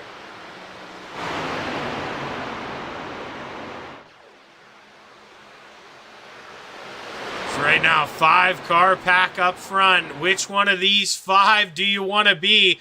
I'm telling you, the only one I'm not comfortable being right now is that 014. You're watching him get pinballed around. Whoa, John Rayner and Terry Landis make contact through 3 and 4.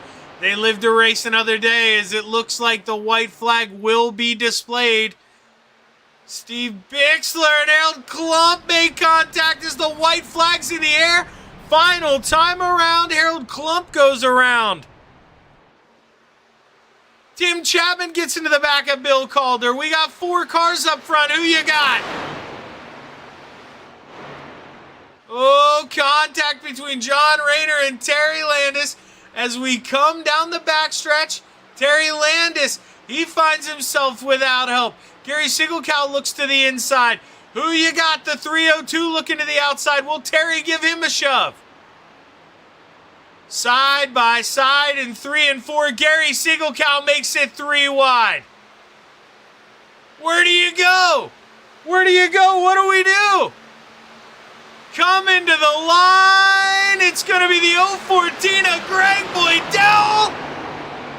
Gary Sigelkow P2, Terry Landis 3rd, John Rayner 4th, Roger Craig 5th, Tim Chapman 6th. Who is going to get it out of Steve Bixler and Bill Calder? I believe they're both hard into the inside wall. Not sure who's going to win that one out, but man, what a finish here as we are going to go back while these guys catch their breath here. We're going to go back. We're going to take a look at the white flag lap here once again.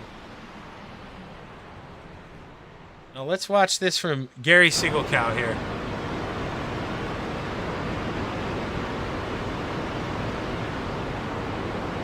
So you see the 302 doing what he can to help out Greg. Pushes up the hill a little bit, gets into Terry Landis. That hangs Terry Landis out. Terry wants to get back down. Pushes Sigelkow down. Sigelkow going down below that yellow line. No big deal, though. He was forced in my book. Now Gary looks to the middle.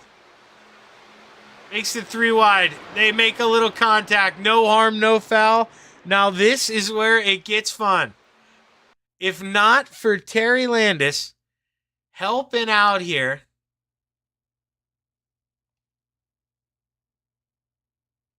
there we go. He's switching flags. I was very confused. Look at how close we are coming to the line. I mean, wow. What a finish here. That's unbelievable. Those guys really, I mean, let's try and find this finish line here. Let's see if I can pause it on there. Now, you know, this isn't very professional, but this is the best way I know how to do this. So this is Sigelkow getting to the line here. We're going to get a little camera change. Get a little, once again, a little iRacing Insider here. I'm going to rotate this. And you can see at the line what that looked like. We'll click it up one more time. And I mean, that's, yeah, so I mean, you can't even, that's a frame. You can't even go smaller than that. What a finish here this evening to close out the season. My, oh my, I mean, you literally, you can't ask for better than that. I mean, you didn't know who was going to win it coming out of turn 4, and Greg Boydell proved he had enough to get it done. And then look at the aftermath here when after the race is over. Gonna have a lot of mechanics needing to do some work here. But what a finish, and we're gonna give these guys, well, actually it looks like they're waiting on me, if you want the truth. Looks like we got everybody up here. we are going to go find the Desert Demon. Terry Landis here.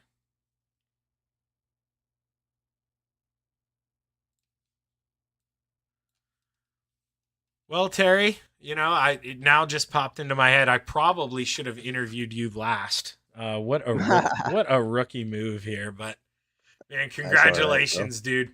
Big championship. I mean, you haven't won them all this year, Terry, but let's be honest. I think there's maybe been 2 races here in the asphalt where I didn't talk to you at the end of it, and it just shows, man, consistency wins championships. I guess it's crazy. I would never thought I'd done this good in the asphalt. Well, you're kicking yourself here, man. It's we're not shooting down the league here, but we know Thursday nights here. It's been kind of dim, and I've noticed you running me down here on the end of those tire runs. So, Terry, you've definitely figured something out. Not much gets by me, and let's be honest, not a lot goes into this asphalt, this restrictor plate racing. But you put yourself in the right spot at the right time. And did you think about making it 4 wide there at the end to try to get a win? No, I didn't know if I could pass under the yellow line, so I didn't go under there, and I lifted, and I probably could have got second. I don't know, but I get out of it because I don't want to do that. No, man, I can't blame you. Unless you're forced down there, nobody wants to be that guy. But Terry and John and Gary, man, you guys raced hard to the end, and you worked hard for P3. Way to solidify a championship. Congratulations, man. I'm proud of you. Who you want to thank? Well, you, of course, Shaggy. Like Judy always says, you put on a great show, and you're great to watch, and you're fun to listen to. And then I'd like to thank Maurer Farm Management. Thanks. Wouldn't be for them guys, we wouldn't be racing. And Galen's Homegrown Popcorn. Put the word cart in and get your 15% off. And then Kreitz Old Track Parts. You need them sometimes. And Yoo-Hoo. And the guys back at the shop, KSR. Man, I brought it up. I always forget that you bring them up. But I told Blake last night, as many championships you guys are getting them, they're going to have to build you guys a damn trophy cabinet out there for you guys to put all your trophies in. Yeah, that'd be pretty cool, wouldn't it? Or we get our own KSR bag. Yeah, there you go, man. Well, hey, good run tonight, Terry. Looking forward to a lot more of these in the future, man. Congratulations. Thanks, Shake. Yeah, I want to give a shout out to Harold. When I was sliding through the grass there, I didn't know if I was coming up right in front of him, and I don't know if he lifted or not, but if he did, I appreciate it. But without that, I probably wouldn't have finished. Well, sometimes you need somebody to play nice guy. Now you owe Harold one, right? You got to. Oh yeah, for sure. Yep, me and Harold go back from the beginning almost. Well, great run tonight, Terry. Way to cap off the season, man. Good job. Man, I want to thank the admins too. They do a heck of a job. Yeah, couldn't do it without them. Guys like Jack Hitt, Barker, Craig, couldn't do it without them. That's for sure. No, man. A lot goes into that, and they deal with a lot of BS. So. Heck yeah, and they take away time from their family and stuff. I appreciate what they do. Well, good run tonight, Terry, man. It was fun finish to watch there. Looking forward to next season, seeing if you can back it up. Well, we'll try. We'll do another ship. All right, bro. Well, that's your points winner, the Desert Demon, Terry Landis. Now we're going to bring up the man who, Gary, you came out of nowhere on that last lap, man. I didn't realize. I went back and I looked, we were following your in-car. And, man, with 3 to go, you're in the back of the pack. What was that like? You were a rocket ship there. It was the only thing I wanted to, I didn't know what to think.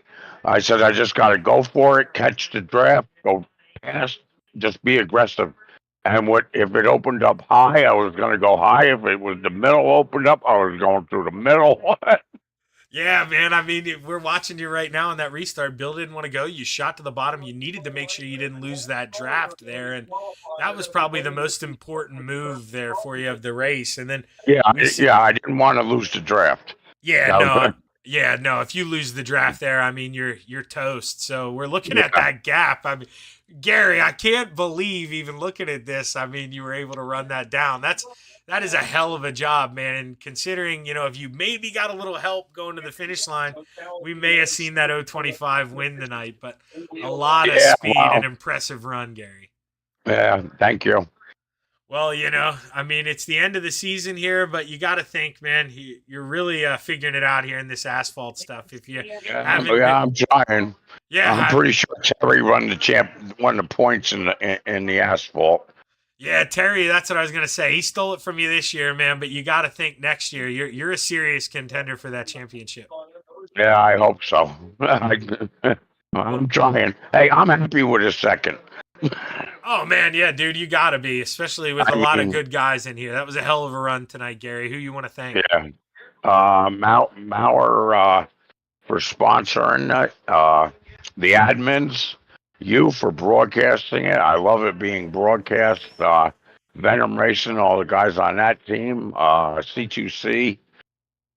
And everybody in the retreads that races. This is a great older league, and it's good for people like me that are really new to this to be able to race with good people, but you don't get crushed by some 22-year-old. Yeah, or if Blake Chapman's on the track, some 18-year-old. It's always a nice moral killer. Yeah. But hey, hell of a job, Gary. Congratulations, man. Good season. Came up one spot short, but man, give him hell next season. What do you say? Yeah, I will. Yep. All right, that's Gary Siegelcow, your second place finisher. And now we're going to bring up the man who got it done tonight, the Iron Man, Greg Boydell. Greg, I'm going to be honest with you, man. Let's be honest. You're that car out front on the restart with 3 to go. Be honest with me. Did you like where you're at? Because, Greg, I sure as hell did, and I thought you were a sitting duck. Yeah, so did I, and I think a couple of guys touched behind me, so I got a little bit ahead, and I let off to kind of let them catch up again. That's a good move. That's a good move, Greg. Yeah, it's not that I don't know how to do this. It's that I always end up in somebody else's mess. So it worked out this time. But it was a lot of fun. Terry and them guys are all good. They know how to push. They give you room. So yeah, it was a good night. Well, they're coming to the checkered flag. What were you thinking? Did you think Terry was gonna help you? Did you think he was gonna shoot below you, try to go under that yellow line? What's going through your head coming to the checkers, man? Well, I was just trying to stay as tight to the yellow line as I could because I didn't know if our rules if they let us go below the yellow. So I thought I'm just going to. Supposed to, I don't think. Yeah, I thought I'm just going to stick it here, and if the other 2 guys behind me go up high and they hit me, they hit me. But they didn't, and at least I don't think they did. And I haven't seen the finish yet. So Terry said it was really close. Oh man, I went in and I hate doing that, Greg, but I got into iRacing controls. I hate when that pops up on the broadcast, but I needed to spin a camera to see how close they were behind you, and it was so close. I mean, one of the closer finishes we've ever had there for the bottom steps of the podium. But Greg, man, all that happened behind you. You got to take the checkered flag home, and you're ending the season here with a big win, and now you get to carry that momentum into next season. So hell of a finish here, Greg. Big win. Who you want to thank? I want to thank you again for doing the broadcast and Moyer Farm Management, Oshwegan Speedway, We Rescue Cats, and Every Child Matters again. Well, congratulations, Greg, and I'm going to shout it out here for you. But don't forget, we got a big race here next week for what is the Pause for Pet? Is that it correctly? It's for We Rescue Cats. We Rescue Cats. That's what it is. Okay. Yeah, that's the one that Bill Calder and I are part of. So, right. So everybody listening, there's no reason you got to get your butt out next week. Support. It's a good cause, and I know all of us pet lovers, we will definitely appreciate it. But hell of a job here tonight, Greg. Man, way to cap off the season with a win. Thanks, Zach. I appreciate it. And yeah, we'll have a good time next week with it. Sounds good. That's your winner there, Greg Boydell in the 014, and with that, we're going to call it a night here on the Coast to Coast Racing Network. Old Timers Tuesday, it was so much fun bringing that to you guys this season, and I can't wait to do it again next season. I got the word. I am back for next year. It is going to be a lot of fun, and make sure you don't miss an event here. Is guys like Roland Olson, Greg Boydell, Gary Siegelkopf, if they can make sure to show up for every race, they're going to be in this points battle next year. And I mean, let's be real. None of us are getting younger. We're only going to add more drivers to this. So, you know, if you got a dad out there who's thinking about hopping on the sim, an uncle, you know, I mean, Dan runs on his son's account, Blake. There's no reason you can't do that. I mean, we don't want you pulling any BS and, you know, running yourself and just having fun out there dominating. This is a league to get people experience and, you know, just to have a place to relax and go deal with friends. And you see, I mean, you heard Roland and Terry joking with each other in Discord during the race. That's what this league is about. It's about having a good, fun environment and just getting along with everybody. And they do a damn good job here at Coast to Coast, and I'm very happy to be a part of it. But once again, I'm Zach Chapman with Shaggy TV, signing off. Be back tomorrow here on the Coast to Coast Racing Network with Hometown Heroes. So set that alarm, like and subscribe. Head on over to Shaggy TV, like and subscribe over there. Lord knows I need the views. Have a good evening. Zach Chapman signing off.